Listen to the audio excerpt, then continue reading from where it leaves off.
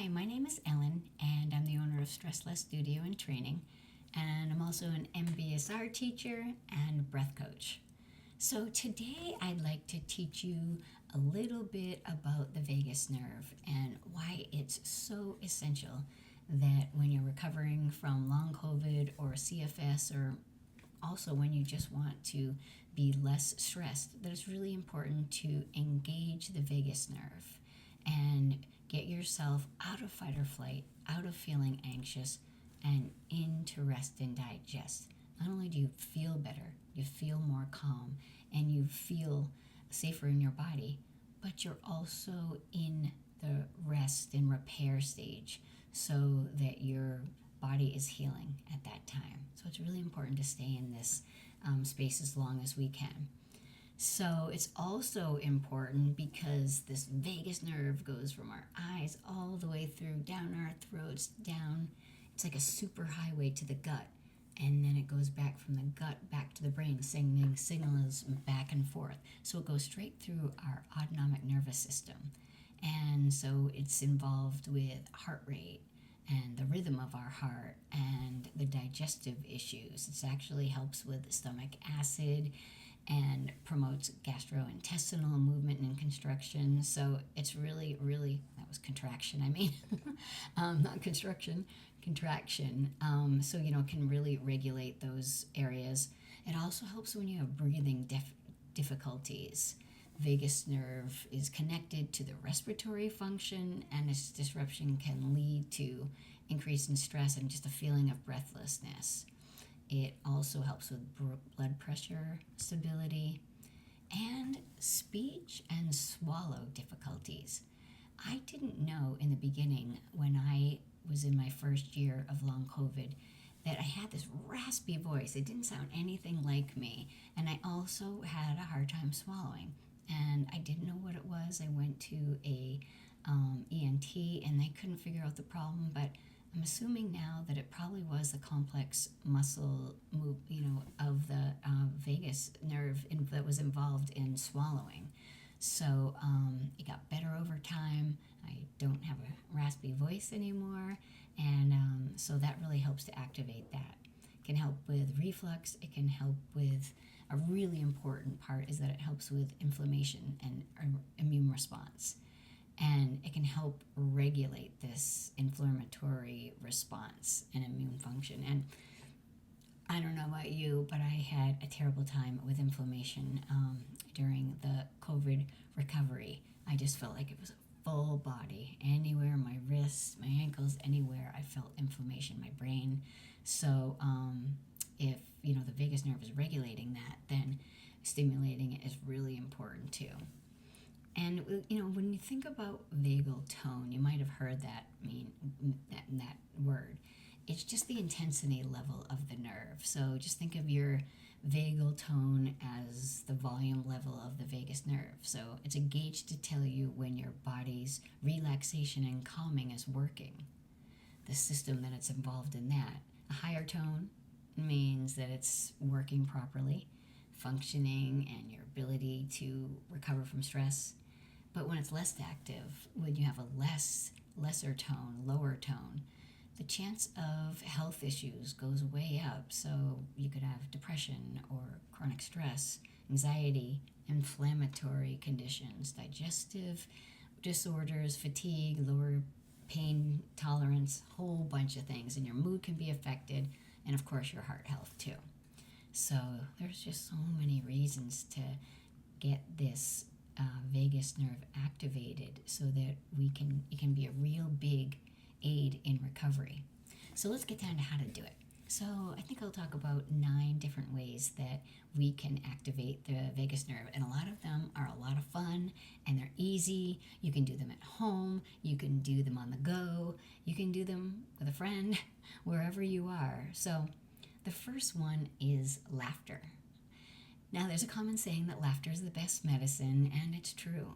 Scientists have studies have shown that even fake laughter triggers the vagal response. So also you get a release of serotonin and oxytocin, those happy hormones. So if you are just sitting around and you see something that might crack you up, I mean, they say fake it till you make it. So if I find the little Buddha that lights up, and I turn it on, and, and I rub his little belly, and I just blow. And it's just so cute. Right now, my brain thinks I am the happiest person on earth, and is sending all those releasing of the serotonin, all of the, and not the, stopping the adrenaline and, different cortisol, things like that. So it's like just a nicer, happier, healthier place for our body to be. And it's just as simple as smiling, or if you feel like you could really do a laugh, just laughing too. So just get your body to release those, and it doesn't matter. Find phone a friend that's really funny, watch a funny movie, and just laugh a little. It feels really good, and joy is so important into the recovery process. So another way that you can activate the vagus nerve is just by humming. So you can hum to a song, your favorite song, or if you want to, you can incorporate it with breath work if you want to be more calm, and that's just like taking a breath in, and on your way out, instead of breathing out, you hum.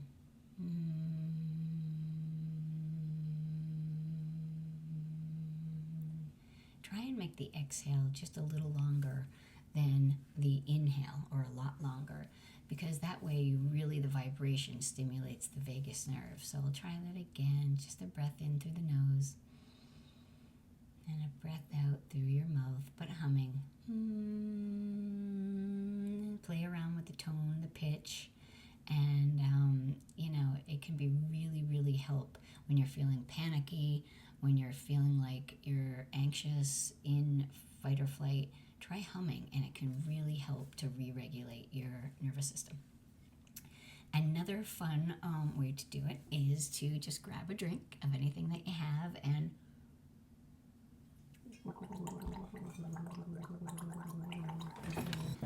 do some gargling. That is really great for your vocal cords, your larynx. The vagus nerve, goes right down our throats. And again, the vibrations of the gargling stimulate the nerve, the vagus nerve. So easy to do. You can do it in the morning, can do it in the evening. You can have mouthwash or whatever you're going to use. So let's see, the fifth little tool that I want to show you is just singing. And again, singing can be done anywhere. You can do it in your shower, in your car. If you want to do something more down-regulating, you can sing a lullaby or something very mellow. And it's just, it really does stimulate that vagus nerve, and it can also release those happy hormones. So a song that I think is kind of fun and effective is from The Sound of Music. It is when their kids are learning the different notes, and so if you sing along with it, not only do you hold the notes, but also you can sing the chorus. But it's just really great in activating that vagus nerve and feeling the vibration. So it would go something like this, and don't judge. Do, and then you'd say a deer, a female deer, and then Ray, and you hold that. A drop of golden sun, and then me, a name I call myself. You get the picture. You just sing that, but you hold those notes as long as you can, and then that is like you're doing a hum, but then you're also singing the other part. So I'm no Julie Andrews, that's for sure. So anyway, the sixth thing that I want to show you, a tool or technique for engaging the vagus nerve, is to connect with your pets. Snuggling up releases oxytocin, which is, the love hormone. And you can dogs can be really attuned to our nervous system. So we can chill with them. You don't have to physically be with a pet, or, an animal, we can watch videos, or we can look outside and look at the birds or deer or whatever is outside, the little chipmunks playing and collecting nuts. But this activates that rest and digest system simply through the vagus nerve. And number 7 is yawning. So with yawning, you do that when you're tired usually, and that activates the vagus nerve because you want to go into rest and digest. And so that's why we yawn before we go to sleep a lot of times. But, when people start yawning, it can be contagious. So here we go.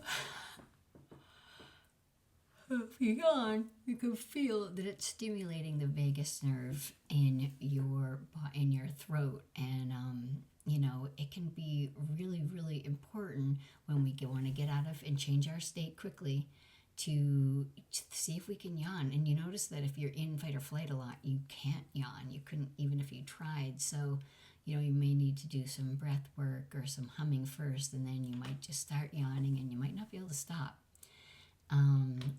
And the last, number 8 is about the eyes. So the vagus nerve starts behind the eyes. And so if we want to do a really calming, a really great technique is just to take a couple fingers and put them on your eyes, obviously shut on your eyelids, and just go around in some really light, this isn't pressing, it's just massaging the outer eyeballs, and it really can feel very, very nourishing. You can do the same with your ears, massaging on the earlobes and all of the inner parts of your ear, not inside the ear canal, but just all around the outside and the tissue and inner space, and see how that feels after. And the last one with the eyes this is a technique that you can use if you really want to try and stimulate the vagus nerve. Give it a shot. So you keep your head forward and just kind of relax your shoulders. You sit up and you keep your head going in one direction. You just take your eyes and you shift them to the right. And you hold here for, a few seconds, up to 30 seconds. And it should help activate a yawn or a sigh, like or a swallow, like you just feel the need to swallow because you're digesting. And the first time when we start digesting, we get more fluid in our mouth, so we start the digestion right there with the mouth watering. And if it didn't work on one side, then you just come back to the center and try the other side. Maybe you'll have luck with that, and just breathe. I've been doing this for a while, so it's not long, before I need to yawn. But it can again be great to get us back into the rest and digest. And the final one, and this is the easiest thing you can do, is you take an ice pack and you just put it on your throat, on your neck. Just right on your neck. It can be any part, either side of your neck. And this is just really great because it's touching your vagus nerve, and it can be really wonderful, especially if you're hot, to stimulate that vagus nerve just with an ice pack. So all of these can be done, pretty much wherever you are. That's the great thing about them. And we just want to remember that staying in rest and digest for longer periods of time really help recovery, because that's where our body is going to repair.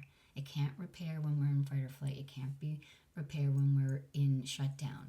But if we're in rest and digest, that's why we pace and we, rest more, and we can activate it throughout the day, and we'll be staying longer. And also, a really cool thing to do is kind of see how you're feeling before. Just, be really aware of what's happening. And then, you might feel even some somatic things, like maybe you've got shortness of breath. Maybe your heart is, going faster than it should. Maybe you're breathing just up to the upper chest.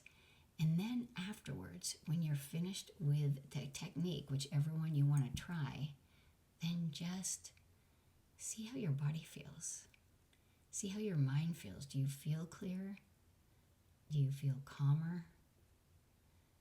Do you feel more safe in your body? Do you feel more relaxed? And that's when you'll know if you're in rest and digest, and it's just a nicer place for the body. I mean, a lot of us, I was in fight or flight so much that when I shifted back into rest and digest, oh my gosh, that first few minutes, that glimmer of peace was, so much. So I wish I had known to do these the first year into recovery. So I wish you the best. And let me know in the comments which one is your favorite and which one works for you. Okay, thank you. Namaste.